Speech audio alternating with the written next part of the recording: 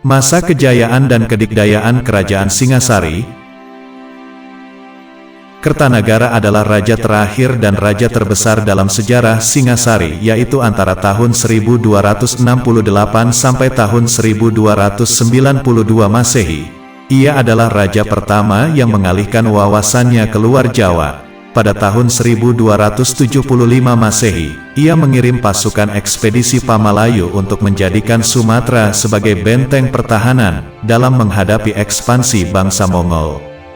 Saat itu penguasa Sumatera adalah Kerajaan Dharmasraya, kelanjutan dari Kerajaan Malayu. Kerajaan ini akhirnya dianggap telah ditundukkan, dengan dikirimkannya bukti Arca Amogapasa dari Kertanagara, sebagai tanda persahabatan kedua negara. Pada tahun 1284 Masehi, Kertanagara juga mengadakan ekspedisi menaklukkan Bali.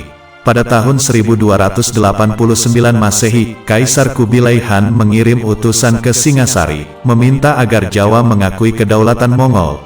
Namun permintaan itu ditolak tegas oleh Kertanagara. Dalam naskah Nagara Kertagama menyebutkan daerah-daerah bawahan Singasari di luar Jawa pada masa Kertanagara antara lain adalah Melayu, Bali, Pahang, Gurun, dan Bakulapura.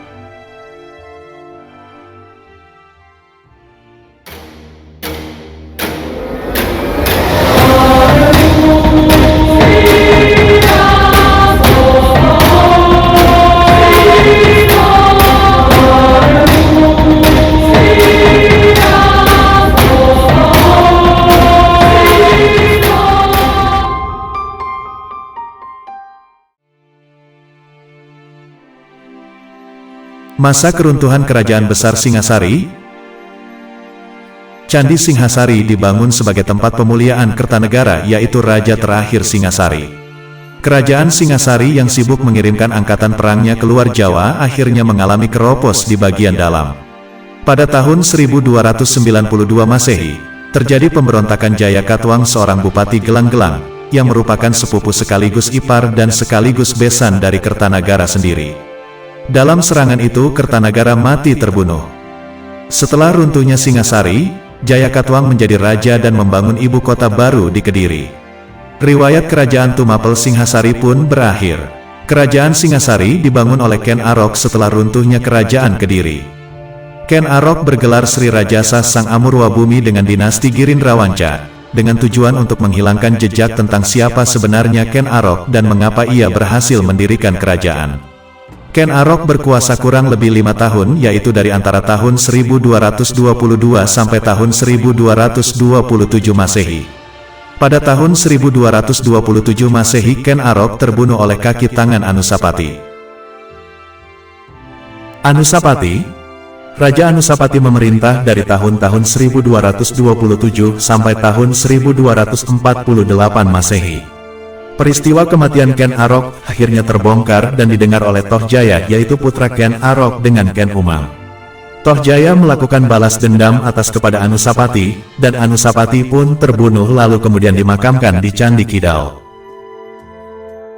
Tohjaya. Raja Tohjaya memerintah pada tahun 1248 Masehi dan pemerintahannya tidak berlangsung lama. Karena putra Anusapati yang bernama Ranggawuni, yang dibantu oleh Mahesa Cempaka menuntut hak atas tahta kepada Tohjaya. Ranggawuni naik tahta pada tahun 1248 Masehi, dengan gelar Wisnuwardana, dibantu oleh Mahesa Cempaka dengan gelar Narasimha Murti. Pemerintahan keduanya sering disebut dengan pemerintahan Ratu Angabaya.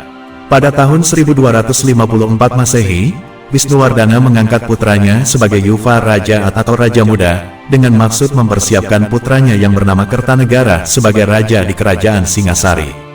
Pada tahun 1268 Masehi, Wisnuwardana meninggal dunia dan tahta kerajaan dipegang oleh Kertanegara.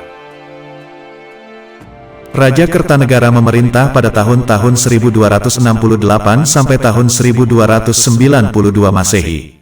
Ia merupakan raja terbesar dan terkemuka Kerajaan Singasari. Setelah naik tahta, ia bergelar Sri Maharaja di Raja Sri Kertanegara. Pada masa pemerintahannya datang utusan dari Cina atas perintah Kaisar Kubilai Han, agar Raja Kertanegara tunduk terhadap Kaisar Cina, namun Kertanegara menolak dan menghina utusan tersebut. Kaisar Kubilai Han pun marah, sehingga mempersiapkan untuk menyerang kerajaan Singasari. Tetapi sebelum serangan itu datang Raja Kertanegara mengadakan ekspedisi Pamalayu pada tahun 1275 Masehi, menguasai kerajaan Melayu dengan tujuan menghadang serangan Cina agar peperangan tidak terjadi di Singasari. Karena pasukan Singasari sebagian menghadang serangan Cina, maka Jayakatwang keturunan kerajaan Kediri menyerang kerajaan Singasari. Dalam naskah Pararaton dan Nagara Kertagama, dan Prasasti Kudadu mengisahkan Raden Wijaya cucu Narasingamurti yang menjadi menantu Kertanagara lolos dari maut. Berkat bantuan Arya Wiraraja, penentang politik Kertanagara, ia kemudian diampuni oleh Jayakatwang dan diberi hak mendirikan desa Majapahit. Pada tahun 1293 datang pasukan Mongol yang dipimpin Ike Mese untuk menaklukkan Jawa. Mereka dimanfaatkan Raden Wijaya untuk mengalahkan Jayakatwang di Kadiri. Setelah Kadiri runtuh, Raden Wijaya dengan siasat cerdik mengusir tentara Mongol keluar dari tanah Jawa. Raden Wijaya kemudian mendirikan kerajaan Majapahit sebagai kelanjutan dari kerajaan Singasari dan menyatakan dirinya sebagai anggota Wangsa Rajasa, yaitu dinasti yang didirikan oleh Ken Arok.